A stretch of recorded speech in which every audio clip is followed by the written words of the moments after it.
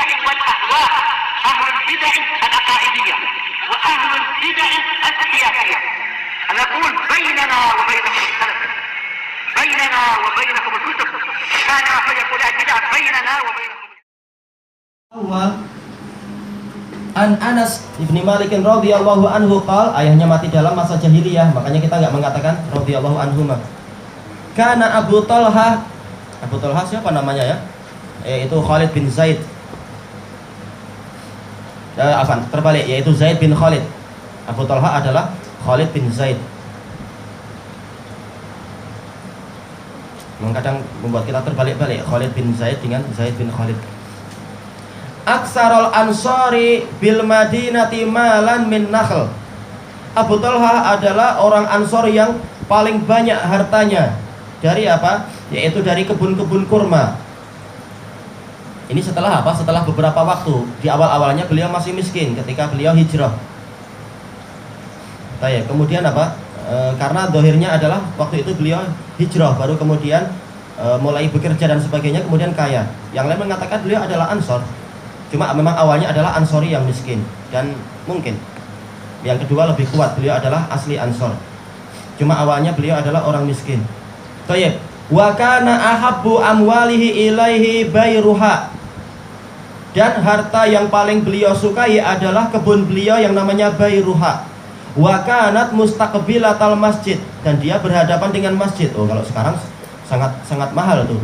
Hotel yang paling dekat dengan masjid mahal, Masjid Nabawi dan juga Masjid Mekah, masjid yang di Makkah itu. Dan boleh jadi dibeli dengan harga sangat mahal oleh apa? Investor kalau masih ada. Tayyib. Wa kana Rasulullah sallallahu alaihi wasallam yadkhuluha. Rasulullah SAW sering mengunjungi kebun tadi. Wa yashrabu min ma'in fiha tayyib, dan beliau minum dari air yang segar di dalamnya. Tayyib adalah sifat dari ma'. Tayyib. Qala Anas mengatakan, falamma nazalat hadhil ayah, manakala turun ayat ini, lan tanalul birra hatta tunfiqu mimma tuhibbun. Kalian tidak akan mencapai kebajikan yang sempurna sampai kalian menginfakkan sebagian dari apa yang kalian cintai. Qama Abu Talha ila Rasulillah sallallahu alaihi wasallam. Abu Talha berdiri menuju kepada Rasulullah SAW. Faqal, beliau mengatakan, ya Rasulullah, innallaha ta'ala yaqul, wahai Rasulullah, sesungguhnya Allah Ta'ala berfirman, lang tanalul birra hatta tunfiqu mimma tuhibbun. Ayatnya ma'ruf. Wa inna ahabba mali ilayya bayraha, dan sesungguhnya harta yang paling saya cintai adalah bayraha. Wa innaha shadaqatun lillahi ta'ala, dan sesungguhnya dia menjadi sedekah lillahi ta'ala, bukan sedekah kepada, tapi untuk, yaitu karena Allah Ta'ala. Arju birraha, saya mengharapkan kebajikannya, karena Allah yang mengatakan lang tanalul birra, maka saya ingin mendapatkan bir yang Allah Ta'ala sebutkan tadi. Wa zukhraha indallahi ta'ala, dan simpanannya di sisi Allah, saya ingin mendapatkan berkah dia dan simpanan pahalanya di sisi Allah. Fa dha'ha ya Rasulullah haitsu arakallah, maka sila Anda meletakkannya wahai Rasulullah kemanapun Allah Ta'ala memperlihatkan itu kepada Anda. Faqala Rasulullah sallallahu alaihi wasallam, bah atau bahin, dua-duanya boleh disukun, boleh di kasrah dengan tanwin. Dzalika malun rabih, itu adalah harta yang menguntungkan. Dzalika malun rabih, diulang lagi. Qad sami'tu ma qult, aku telah mendengar apa yang engkau ucapkan. Wa inni ara an taj'alaha fil aqrabin, dan aku berpandangan untuk engkau jadikan dia itu untuk sanak kerabat.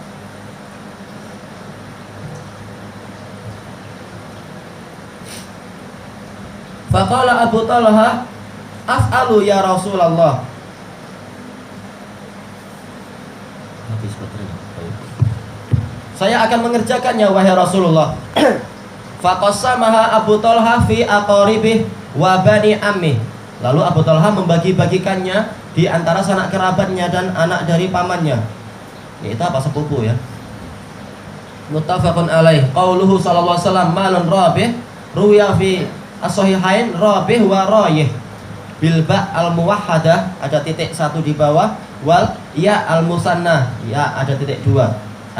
Rayihun alaika naf'uh, yaitu manfaatnya akan sampai kepadamu. Bayroha hadiqatun nakhl, yaitu kebun kurma.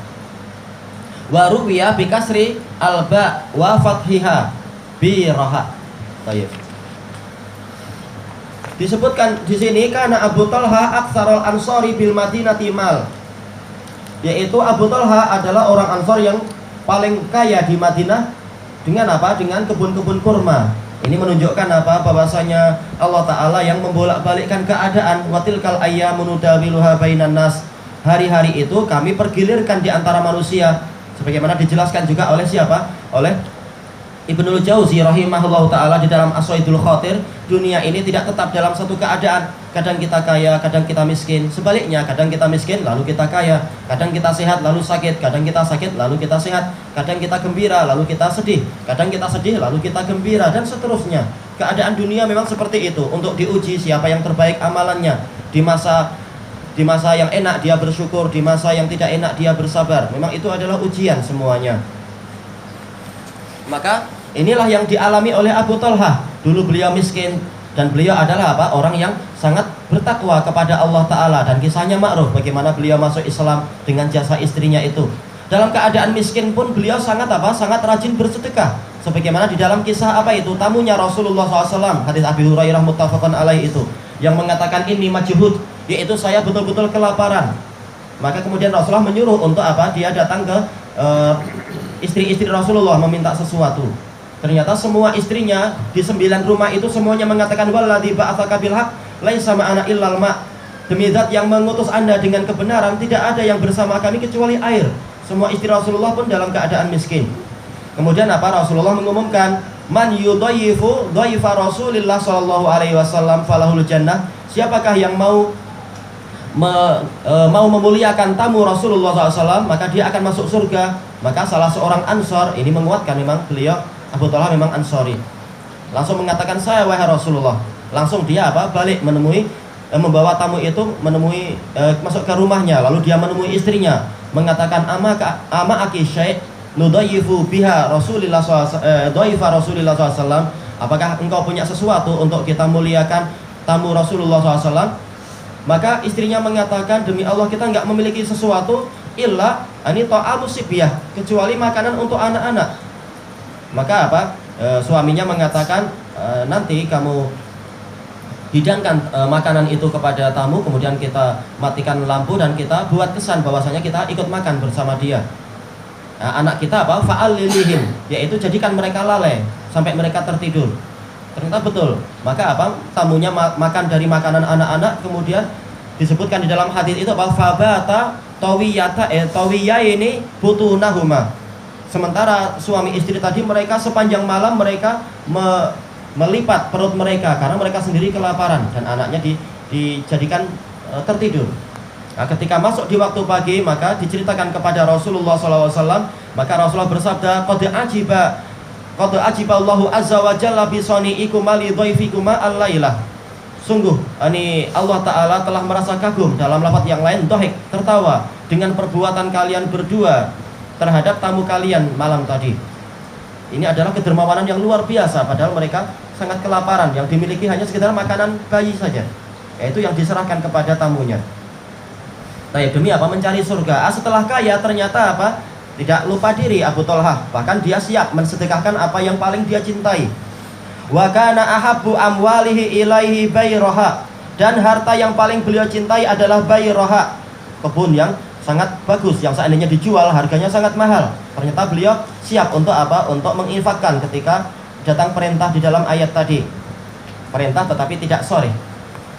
Wa kanat mustaqbilatal masjid, dan kebunnya itu berhadapan dengan masjid. Ini keutamaan yang lebih besar lagi. Orang boleh untuk bekerja kemudian langsung apa? Langsung pergi ke masjid dekat. Salah satu keutamaannya, walaupun keutamaan yang lain lebih besar, yaitu apa? Jarak yang lebih jauh lebih besar pahalanya. Wa kana Rasulullah sallallahu alaihi wasallam yadkhuluha wa yashrabu min ma'in fiha thayyib. Dan Rasulullah SAW sering masuk ke situ dan meminum dari air yang segar yang ada di situ. Dan ini biasa didapatkan di kebun-kebun di Arab. Masing-masing kebun itu memiliki apa? Memiliki bomba. Bomba yaitu bukan bomba di ini istilahnya, tapi pam, itu pompa air. Nah, ada apa? Ada sumber-sumber air sendiri di situ. Dan memang dia jadi sangat segar dan sejuk di situ. Karena seringnya kebun sumurnya itu dia di bawah pokok kurma yang besar. Dan di sampingnya di antara sela-sela pokok kurma ada pokok anggur atau pokok epal atau pokok delima seringnya. Baik. Nah, apakah boleh Rasulullah melakukan itu? Boleh. Sebagaimana Rasulullah masuk kemana? Ke rumah Ummu Haram binti Milhan, saudari dari Ummu Sulaim, ibu Anas. Karena memang mereka masih ada hubungan hubungan persusuan. Dan juga para sahabat suka untuk untuk menjadikan Rasulullah itu masuk kebun mereka karena berkahnya kembali ke mereka. Baik, qala Anas falamma nazalat hadhil ayah, manakala turun ayat ini, lan tanalul birra hatta tunfiqu mimma tuhibbun. Kalian tidak akan mencapai kebajikan yang sempurna sampai kalian menginfakkan sebagian dari apa yang kalian cintai.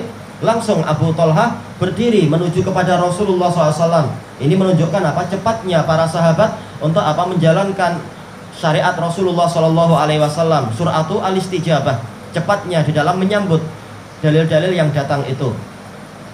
Ini tidak sama dengan para ahli takwil, ahli ta'til dan lain-lain. Ayat-ayat itu justru mereka sikapi dengan buruk sangka. Tayyib faqala ya Rasulullah innallaha ta'ala yaqul. Dalam riwayat yang lain di Sahih Muslim, sami'tullaha yaqul. Saya mendengar Allah berfirman, lang tanalul birra hatta tunfiqu mimma tuhibbun. Ini menunjukkan bahwasanya kalamullah memang boleh didengar, hatta yasma'a kalamallah, sampai mereka mendengar ayat-ayat kalamullah. Wailul likulli affakin athim yasma'u ayatillahi tutla alaihim, dan seterusnya itu. Sungguh celaka untuk setiap para pendusta dan orang yang banyak berdosa. Yaitu yasma'u ayatillah, dia mendengar ayat-ayat Allah, tutla alaih, dibacakan kepadanya. Ini menunjukkan memang ayat-ayat itu boleh didengar. Walaupun suara yang sampai ke kita perantaranya adalah suara si pembaca, tapi boleh kita katakan kita mendengar kalamullah. Karena Allah Ta'ala telah menetapkan itu, mendengar ayat-ayat Allah, mendengar kalamullah. Makanya Abu Thalhah melaksanakan itu. Bahkan di dalam takbirnya, dalam mengungkapkannya pun seperti itu. Yaitu sami'tullaha ta'ala yaqul lan tanalul birra hatta tunfiqu mimma tuhibbun. Kalian tidak akan mencapai derajat kebajikan yang sempurna sampai kalian menginfakkan sebagian dari apa yang kalian cintai. Tayyib. Wa inna ahabba mali ilahi bayraha. Sesungguhnya harta yang paling saya cintai adalah bayraha. Ini menunjukkan derajat istijabah yang sangat sempurna untuk kalangan orang-orang yang tidak maksum. Allah Ta'ala hanya mengatakan syaratnya, yaitu yang kalian cintai. Ternyata Abu Thalhah bukan memberi yang dicintai, tapi yang paling dicintai, lebih tinggi lagi dari apa yang disyaratkan. Menunjukkan memang betul-betul kedermawanan dan ketaatan yang besar. Bukan menginfakkan dari yang dicintai, tapi yang paling dicintai, melebihi apa yang Allah Ta'ala perintahkan. Ini adalah semangat para sahabat. Disuruh infak yang demikian, malah infak yang lebih bagus lagi.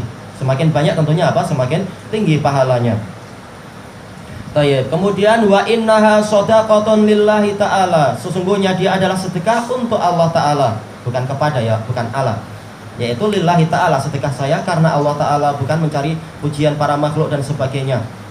Dan ini menunjukkan boleh, dijelaskan oleh para pensyarah, boleh seseorang itu menceritakan niatnya. Untuk Untuk mencari fatwa. Saya berbuat ini niatnya begini, boleh enggak? Bukan berarti niat itu lillah, ngapain kamu ceritakan? Enggak, ini adalah demi kemaslahatan yang lebih besar. Menceritakan niat saya ini lillahi ta'ala, bukan untuk investasi ini dan itu, bukan, lillahi ta'ala. Sila Anda perbuat bagaimana dan seterusnya.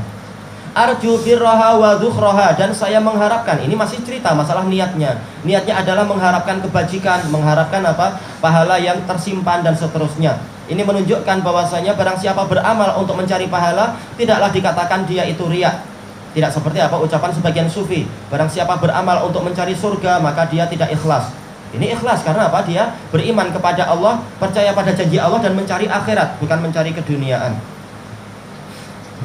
Baik. Kemudian fadha'ha ya Rasulullah haitsu arakallah. Letakkan dia wahai Rasulullah kemanapun Allah Ta'ala menampakkan itu kepada Anda. Inna anzalna ilaikal kitaba bil haqqi litahkuma bainan nasi bima arakallah. Sesungguhnya kami turunkan kepadamu Alkitab, itu? Agar engkau menghukumi manusia dengan kebenaran, bima arakallah, dengan sesuatu yang Allah perlihatkan kepadamu. Maksudnya adalah taufik. Dan ini adalah dalil tentang masalah taufik, berdalil dengan yaitu kita membaca suatu dalil lalu kita mengambil istimbat. Walaupun ayat boleh jadi tidak bicara masalah mungkin apa daun qad dan sebagainya, tapi apa istimbat dari dalil-dalil masalah khamr, maka boleh itu menjadi kita mengatakan daun qad adalah haram. Demikian pula pembahasan itu banyak sekali. Ayat-ayat bicara masalah suatu case, tetapi apa? Case itu mencakup segala makna yang masuk di situ. Ya, ini adalah masuk dalam istilah bima arakallah. Makanya para ulama usulin menjadikan ini sebagai dalil bolehnya qiyas, asalkan qiyas itu dibangun di atas apa? Istimbat dalil-dalil yang betul. Kenapa? Bima arakallah menunjukkan apa? Rasulullah itu diizinkan oleh Allah untuk ijtihad dengan ra'yu, arakallah dengan ra'yu. Tapi ra'yunya bukan ra'yu yang kosong dari apa? Dari taufik. Kenapa? Karena di sini dinisbatkan kepada Allah Ta'ala. Bima arakallah, yaitu ra'yu yang mendapatkan apa? Bimbingan dari Allah Ta'ala. Bukan rasio yang pemikiran yang kosong dari dalil. Nah ya, ini menunjukkan bahwasanya boleh Rasulullah itu ijtihad, dan ijtihadnya adalah apa? Dibimbing oleh Allah Ta'ala. Kalau betul maka dibiarkan, kalau salah langsung diperbaiki oleh Allah. Faqala Rasulullah SAW bakhin, dzalika malun rabih. Itu adalah harta yang menguntungkan, yaitu apa? Perniagaan Abu Talha menguntungkan. Kalau dia jual kepada sebagian investor mungkin untungnya hanya 3 kali lipat atau 4 kali lipat. Tapi dia berniaga dengan Allah, maka dia mendapatkan 700 atau boleh jadi lebih lagi dari itu. Dan sedekah tidak akan mengurangi harta. Dia semakin kaya, memang Abu Talha semakin kaya. Ini bagi orang-orang yang yakin dan beriman kepada janji Allah. Baik, makanya Rasulullah betul-betul mengatakan dan terulang-ulang itu adalah harta yang menguntungkan. Man dzalladzi yuqridullaha qardan hasanan fayudha'ifahu lahu ad'afan katsirah. Barang siapa mau meminjami Allah dengan pinjaman yang baik, Allah akan melipatkan untuk dia dengan lipatan yang banyak. Ini adalah kalau kita niaga dengan Allah pasti untung. Yang penting apa? Kita percaya dengan pengaturan dari Allah Ta'ala. Kalau kita mudharabah dengan sebagian orang saja, kita percaya pada dia setelah kita teliti. Kenapa kita tidak percaya kepada pencipta kita yang lebih sayang kepada kita daripada diri kita sendiri dan seterusnya. Baik. Nah, Abu Talha termasuk orang yang imannya sempurna dari kalangan orang-orang yang tidak maksum. Jelas iman Rasulullah sempurna dan lebih sempurna. Tapi ini untuk di kalangan apa itu? Para sahabat. Baik, kelanjutannya besok insyaallah, wallahu a'lam.